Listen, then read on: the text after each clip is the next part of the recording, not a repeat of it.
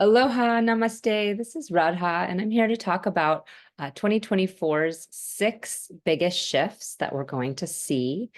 And I'm going to do a more detailed breakdown of smaller shifts as well, about 15 more shifts for my email list subscribers and for the people and members of my Cosmically Aligned Patreon group. So if you want to get a more detailed skinny on what's going on, you can go to radahomeastrology.com, or you can go to patreon.com, radahomeastrology, and sign up for those things. My Patreon members will also receive a breakdown for each of the signs on this new coming year. So let's dive in. And one of the most exciting things, which is not actually one of the 6 major shifts, but just something to take note of, is that we're moving into this year with Jupiter having just gone direct on December 30th, since he started retrograde in September of 2023, and his direct motion starts 2 days before the new year. And then on January 1st, the first day of the new year, Mercury begins to move direct. So we have a lot of forward motion setting us forward into this new year, which is a blessing indeed. The first major shift that we're going to see is our eclipses. We had the nodal axis shift at the end of November of 2023 into the Pisces Virgo axis. The nodes moved backwards. So they moved from Aries into Pisces with the north node, and from Libra into Virgo with the south node. This is a major energetic shift because Aries, where the north node was, is a very fiery place. It's where we can be very militant. It's where we can be aggressive. It's where we're very focused on what we want and what our desire is. And we're not as much paying attention to diplomacy or getting along with others and finding compromises and harmony. So that Rahu, that north node in Aries for the last year and a half, has really set off quite a lot of fire. This was exacerbated because Jupiter was joined. So we had this sort of obsession over our beliefs and our black and white beliefs and what was right and what was wrong. And we could really see this play out on the world stage. So now that we have Rahu in Pisces and Ketu in Virgo, we can expect a little bit more of a gentle vibration in our eclipses. Pisces is where we're watery. And actually, I'm going to go ahead and share my screen so that you guys can see the charts that I am working with. You can see January 1st, we're setting off to a good start with our forward motion, and I'll move us forward to March 24th, where we have that first eclipse. And you can see the moon here in Virgo. We have the sun across the way in Pisces, and Mercury is also joined the sun. So this first eclipse is going to be a lunar eclipse. It's a full moon. So it's the moon that's being eclipsed by the south node with Rahu, the sun, and Mercury all joined in Pisces. So it's actually a full lunar eclipse in Virgo. And it's going to be one that highlights for us where we are not paying attention to the details. The watery realm of Pisces, where we tend to escape, we tend to see everything as one, we tend to sort of erase the lines that we draw around things, is where our obsession and our focal point is right now. With the North Node, we tend to exacerbate, exaggerate, and really spray out wherever that node is. So from like a geological perspective, it's water sign, like I was saying before, Rahu was in Aries, I was like spraying of fire. Well, here we have spraying of water. We can expect to see some tumultuous energy around the water element. But from a personal and interpersonal perspective and a social perspective, Pisces is where we're emotional, yet not attached. Unlike the other water signs of Cancer and Scorpio, where there's a lot of attachment to what other people are doing and how other people are experiencing us, with Pisces, it's more of a universal energy. We're connecting to source. We're recognizing how we're all one. And we're moving away from dogma. We're moving away from things that are very precise. And we're moving into the realm of understanding things on a higher plane in many ways, but also sometimes a more confused plane. the realm of Pisces can get murky, and particularly with Rahu, where we're already getting messages and signs, and we already have these sort of big, grandiose illusions and delusions, we can really go pretty far with that in Pisces. We might really set sail on some brilliant new insights that we could have, but we also can get very ungrounded and find ourselves so far off at sea that we have forgotten where land is altogether. So this full moon eclipse, which is coming before the lunar eclipse, so the full moon, which is the apex of the cycle, is actually happening before we have that new moon, which sort of sets off the cycle. And whenever that happens, we can see that the sun has already been in the sign, the place that it was before. So there's already that energy that we're feeling with the sun in Pisces before that. And to add to that, Mercury's joined, and Mercury is the ruler of Virgo.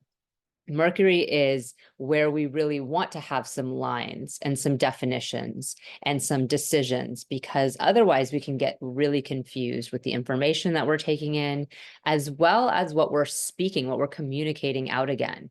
And so Mercury in Pisces is where it's considered debilitated. It's considered to be the placement where we have the most trouble using language in a clear way to say what we're trying to say, and understanding, discerning the mountain of information that is around us. We tend to kind of get into that oneness mindset, and then it's trouble to actually discern truth from fiction, and even just maybe a given thought can be difficult sometimes to wrap a line around it enough to make something mean something. So this confusing energy that's happening here, and Mercury, you can see, is really close to Rahu in this full moon, is going to be shown a highlight, like a reflection back by the moon saying, hey, sometimes a few lines are not too bad. Maybe you might want to organize something and create some kind of system, or show up for some of the things that you might have been dismissing and ignoring because you're so focused on the big picture that you've forgotten about all the little things that make up the big picture. So for each of us, this will be really different depending on what house Pisces is, what house Virgo is for us, and what these things rule. But it's going to, for all of us, going to be the place where we're reminded we need to show up for the details. And the South Node is where we're already kind of not paying attention. It's the headless node. It's the part of us that already knows. We've already done that. We've already been that. We've already organized all of our thoughts, our drawers, our, tax paperwork or whatever. And it's right before tax season here. So, we've already feel like we've done those things, but there's this reminder that there's something left that we have not completed. There's also a tendency for very hypercritical energy with this, because, Virgo is already where we want everything to be perfect, and we're a little bit critical wherever things are not perfect, particularly within ourselves or people close to us. And then K2 also has this very sharp, cutting, and critical edge to it, where we already know that, been there, done that, we already know the thing, and we're frustrated and annoyed that we're even being forced to look at it at all. So there might be a lot of sort of disgruntled energy in this first lunar eclipse that we have of the year. And then we're moving into April 8th, where we have the solar eclipse. And this is a total solar eclipse. The lunar eclipse was a prenumbral one, but the solar eclipse is total. We can see the sun and the moon coming together here. Oh, I went a little too far. Let's see, we have the moon here. On April 8th, we're actually going to have these two come together. So it's going to be the early, here in Hawaii, it'll be the early hours. Okay, that's close enough, of April 8th, later in the day in other places.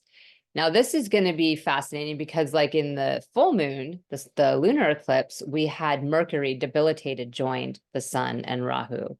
Well, now we have Venus joined the sun, the moon, and Rahu. And Venus is actually exalted in Pisces, because that very thing that makes it difficult to allow information to be organized and to allow our thoughts to be organized when we present them to others allows us to be more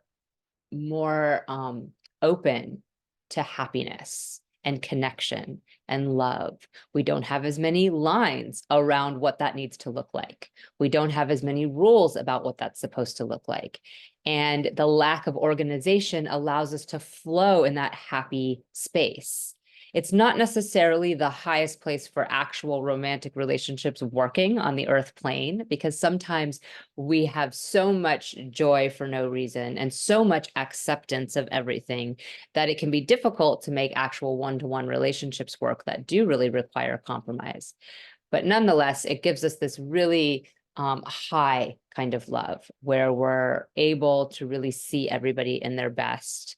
And we're able to connect to the fact that just putting love out into the world really brings it back to us. So this is going to be a really different energy than the full moon that we had 2 weeks before. And again, that Piscean energy is really bringing us into a state of peace and oneness and releasing our attachments to all these different things and all the different stories that we have that keep us from that peace.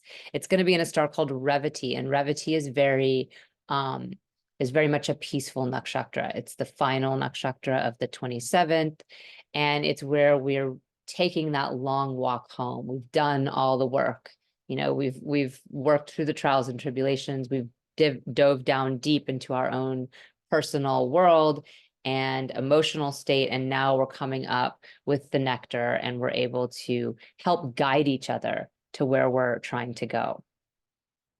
So the next major shift is going to be happening at the end of April, and it's going to be on April 30th and 31st, depending on where you are. So here in Hawaii, we're always almost a little bit earlier than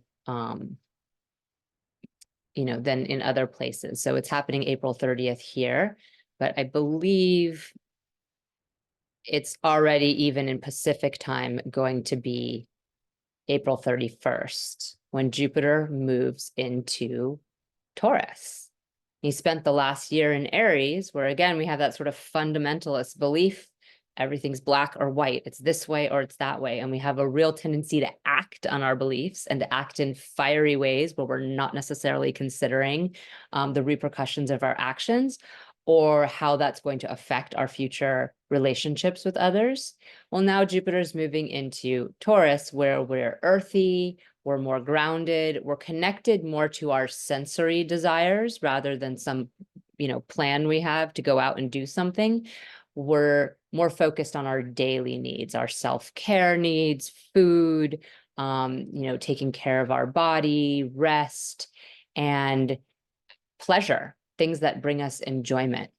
There's a connected quality to Taurus because it's ruled by Venus. So we're desiring to enjoy things with others, but that's not the hyper focus as in the Venus part that is Libra. With Taurus, it can be a little bit selfish also, where we're really focused on our own pleasure and how does that make us feel? And understanding that if someone else isn't also enjoying themselves, it won't be quite as beautiful or harmonious. But also having a contentness to stay at home or to spend some time by ourselves, as long as we have a nice, garden to graze in and plenty of amenities and comfort. Jupiter in Taurus can have some qualities of gluttony.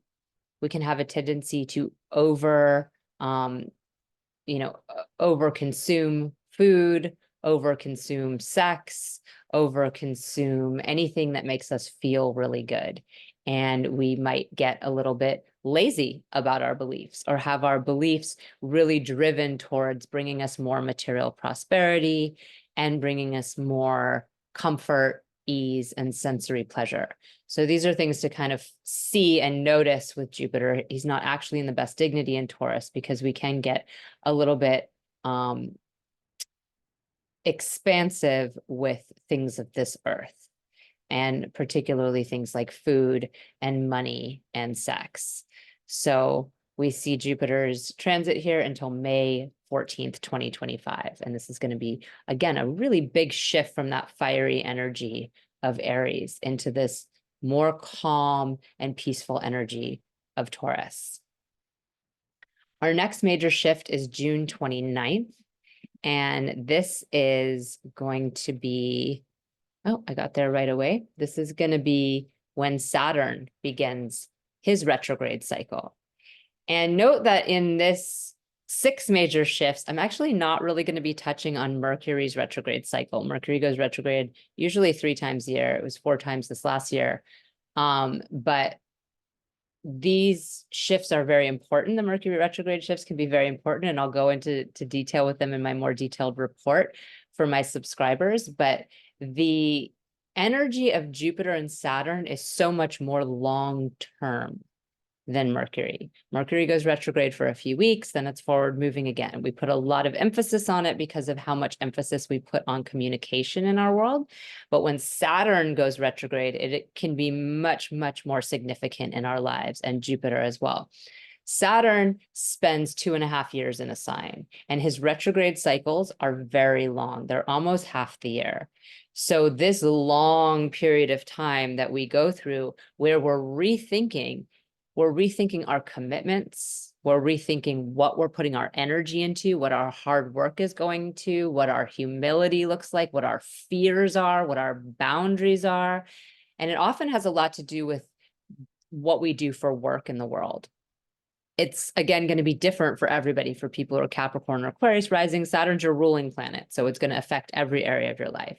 For people who are ruled by the sun or the moon, Cancer and Leo rising people, it's going to be your seventh lord. It's going to have a lot to do with relationships. So for each of us, it's going to mean something different, but it does have that energy of career because it's showing where we're more mature, where we're willing to commit to things and take the long-term investment over the short-term pleasure. Saturn's retrograde cycle is beginning June 29th, and it's going until November 15th. So again, this is going to be a very long swath of time where we really need to reconsider any forward motion we've made in this area of our life, any commitments that we've made, really making sure that the commitments are aligned for us. And maybe it's a whole overhaul of, job, relationship, something, where you live, anything like that. Or maybe it's reimagining how that can work. Especially in the sign of Aquarius, we're trying to make forward progress. We're trying to really reach that big picture vision we have, not just for ourselves, but for everyone, for all of society. And it requires this forward motion and then taking steps back, rewinding, looking, refining what we're doing.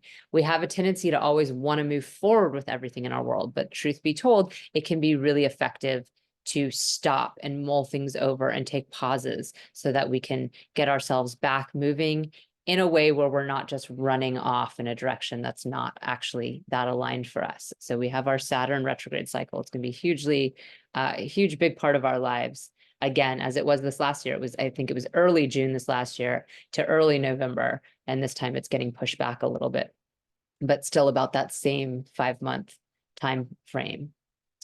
So then we have our next eclipse cycles happening, and this is September 17th is the first one. So let me get us there. September 17th is the first of 2 lunar eclipses. So we're going to have partial lunar eclipses, September 17th and October 17th. Let me get us there.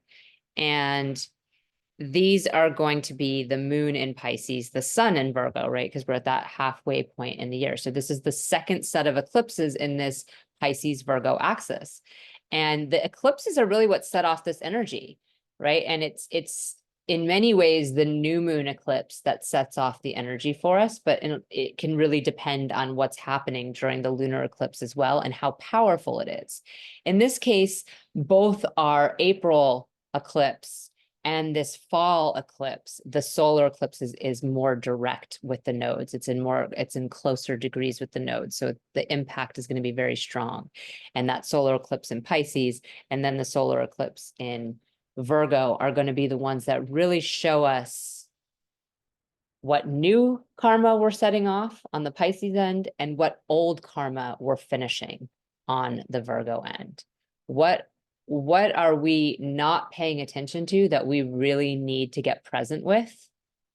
And where are we going with everything that we're doing, with all of our beliefs and all of our practices and everything we're trying to make manifest in this world?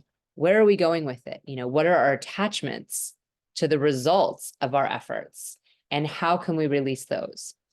So this full moon with Rahu on the moon is going to really exaggerate for us what we believe we're doing, or what we believe is happening in the world, and that connected feeling and that feeling of oneness, and maybe the feeling of being really checked out as well. or wanting to spend time, just dreaming away and not really wanting to be in reality as much.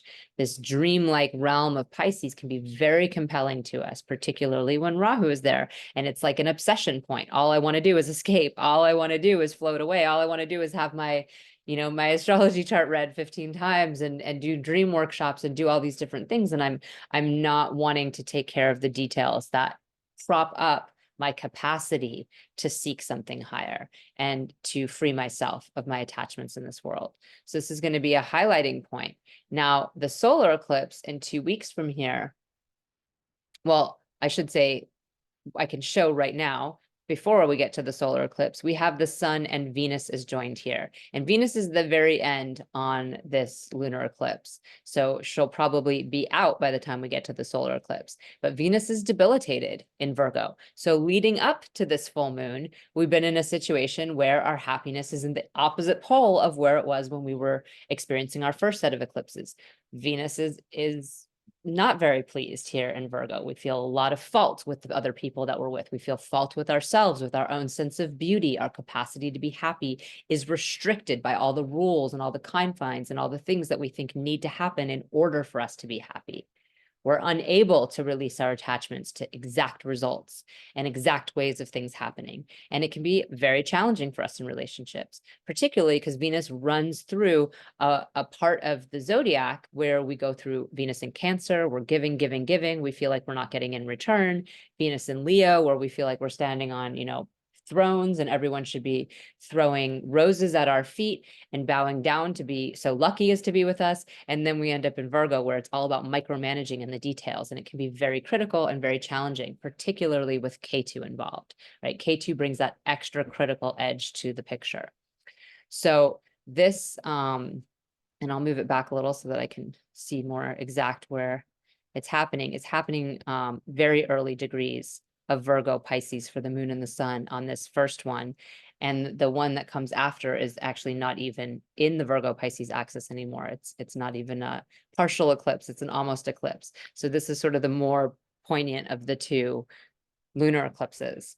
And then we move into our solar eclipse on October 2nd. And we have the sun and the moon joined in and I think it is still the second, yeah. Sun and the moon, oh yeah, okay, went a little far. Sun and the moon joined in Virgo with Mercury. So now the debilitated Venus has moved out and moved into her own sign of Venus. And we have Mercury exalted in his own sign of Virgo, joining our moon and sun. This is going to bring a lot of intelligence into the picture. We're going to really see how we have been avoiding many of the details and how we have been avoiding some of the hard work and maybe some of the preventative things we need to do to prevent ourselves from going in debt, to prevent our health from failing, to prevent having inimical energy with people, using proper communication and ways of clearly stating what our needs are and what our contracts are and how we're making agreements with people. This is going to really shift the energy quite a lot because we'll have a desire to get along with Venus in Libra and clarity of language with Mercury in Virgo. Now, we can't ignore the fact that K2 is very tightly joined this crew. And the whole point of an eclipse is that there's a shadow that is coming into our luminaries. The moon is our mind, it's our psyche. And the sun is our connection to source, it's our consciousness. So when the nodes are eclipsing the luminaries, which is what they do, we are unable to have that clear relationship with consciousness. Our mind gets muddled with different images, different projections. We see something and think it means so much more with Rahu, or we experience something with Ketu where all we can do is fixate on the thing that's wrong and we can't open our eyes to all the things that are not wrong. So there's still going to be that hypercritical energy here. It's just there's going to be a lot more intelligence with it and hopefully clarity of speech and communication. Not just as K2 joined this picture, but the sun is so close to Mercury that we have a very combust Mercury, which can make us feel like we're not being heard. So even though we have this deep clarity on what information we're receiving and how we're interpreting it, we might feel like others are not hearing us the K2 will also play a part in this. We'll feel extra critical, and there'll still be that harsh energy. We're just more likely to get along with others, and maybe use this time to really dig deep to the root of what our issues are, for showing up for the details of things. How can we be both grounded and enlightened at the same time? That's really what this axis is teaching us. You know, we see people think that they're sort of already in these higher dimensions, and they're already light workers, and they're already all these things, but they can't pay their bills, or they don't know how to, you know, keep friendships and relationships working, or they don't know how to consistently show up and be somebody that can be relied on by other people, or all the news and information and everything that they take in is always just coming from these very bizarre sources, and they believe anything that they hear. So it's this chance, this opportunity, this whole 1.5-year cycle, but especially on these eclipses, to really dive into how we need both. We need to understand the facts and details of this material world that we're working with, and we need to be able to transcend them. We need to have something to work with, or else we're just floating around in nowhere land. We need to be planted somewhere, and there has to be some paradigm we're working within in order to make sense of it. But we have to also understand that as a metaphor, and as something that is movable and permeable, and that there's room for it to evolve, and it doesn't have to be that same way. It's mostly just that we need something to work with. You can't just hold oneness and make it mean anything. And we are here in bodies with clear definition, and clear things that the body needs, and clear things that we need to do in order to continue to keep our body alive. And so these are the kind of themes that we're going to be meditating upon, particularly in this solar eclipse. And then, like I said, October 17th, we have a kind of, I think it's called an almost eclipse on the official site, where the moon and sun are actually moved. They're actually not barely even in. The moon just jumped over this Gandanta point of Aries and Pisces into Aries, and the sun is barely in Libra. So the nodes, the eclipsing nodes, the almost eclipsing nodes, are still in the Virgo Pisces axis, but now we're bringing the energy into this new moon, or excuse me, into this full moon, where we're again reflecting on how those things that I was just talking about relate to our relationships with others and ourselves. How are we using this information in our ways of engaging with other people, and is it working, you know? And particularly with Mercury being involved again, we can see that communication and capacity to discern information is very important. The other thing to note is that the sun is debilitated in Libra. So when we get here, our connection to source is disconnected. It's disrupted by our need to get along with other people. Our goal of leading ourselves down a path becomes tainted because we're like, oh, a friend is going down that path. Oh, my partner's doing that over there. And we start to get ourselves lost along the way because we're placing so much on other people's authority rather than our own, and our connection to the real authority, right? That which is higher than us. So then we see ourselves moving into Jupiter's retrograde cycle. And actually this happened while I was jumping through the eclipses. I wanted to stay focused on the eclipses, but it happens actually on October the 8th and the 9th. So it's late here. This is another one of those where it's the 8th here in Hawaii and maybe not so much everywhere else. So 9:34, that puts us at 12:34 a.m. Pacific Standard Time.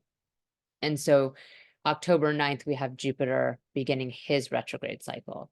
Jupiter and Saturn were more lined up in their retrograde cycles before.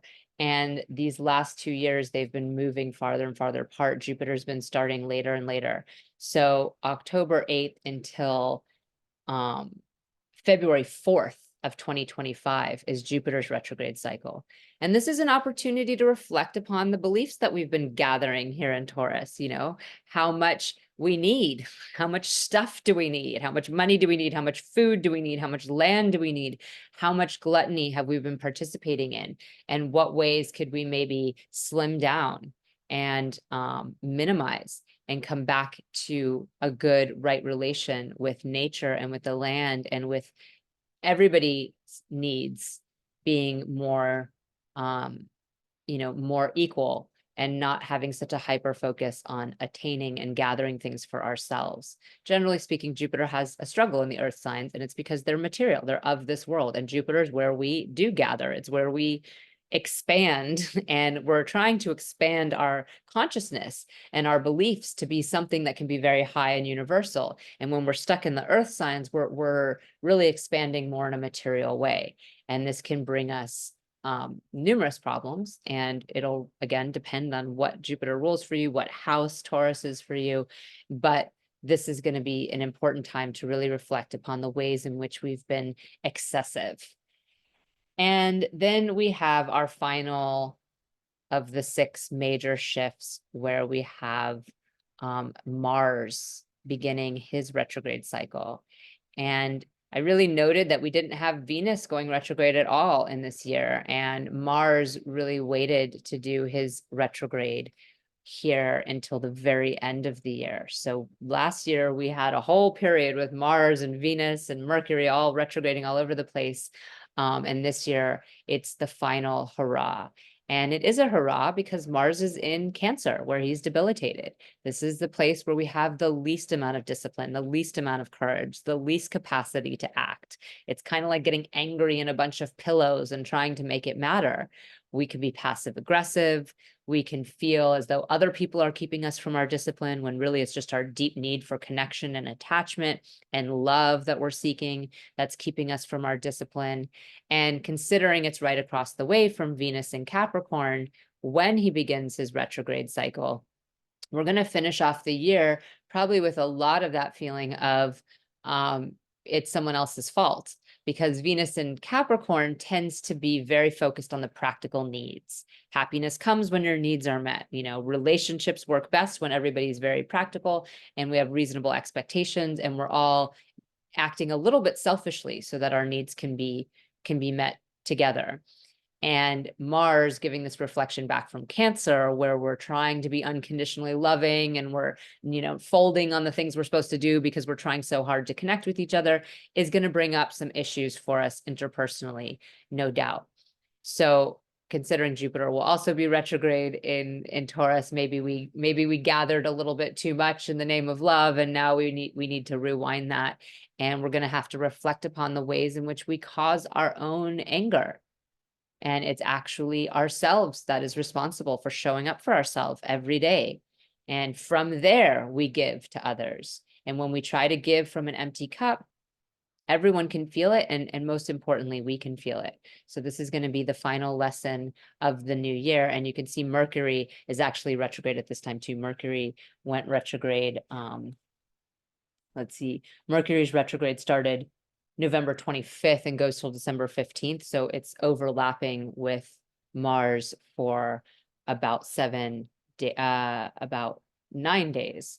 We're going to have both Mercury and Mars retrograde at the end there to just remind us, remind us of the lessons that we're trying to learn, because that's really what we're doing here every year, year after year. And of course, the calendar is not really the way that we would divide this piece of time, this segment of time.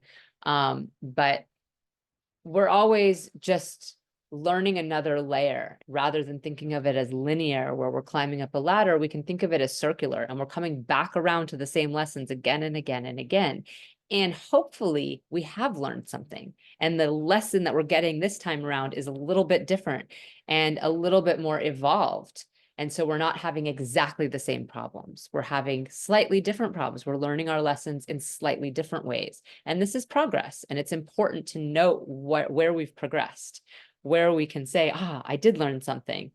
And that's, that's going to also come up with this Mercury, because it's in Scorpio again, which is where Mercury has retrograded at this point. Right now, while I'm sharing this information, we had Mercury retrograding into Scorpio for our final week of the year, and then on January 1st moving forward again. So we're coming back to this point again, and that happened last year. It was retrograde in Sagittarius and came back again to that point.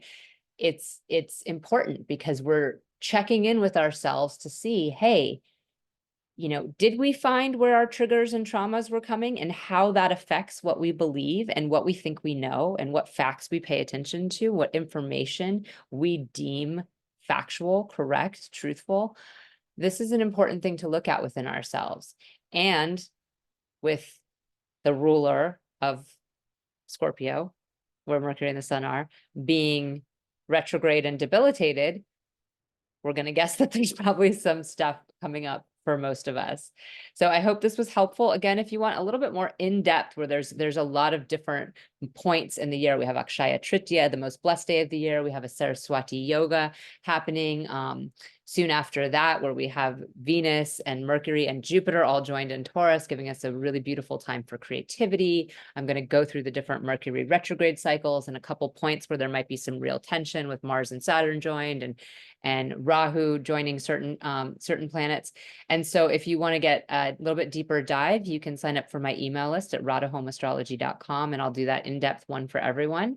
And on my Patreon community, Radha Home Astrology, if you sign up for Cosmically Aligned, which is the actual group itself, you can get a 1-week free trial, and then it's only $7.77 thereafter. And I'm going to do a breakdown for each of the 12 rising signs of how these major shifts are going to affect us as we move through the year with our individual blueprint of what we're walking through the world with.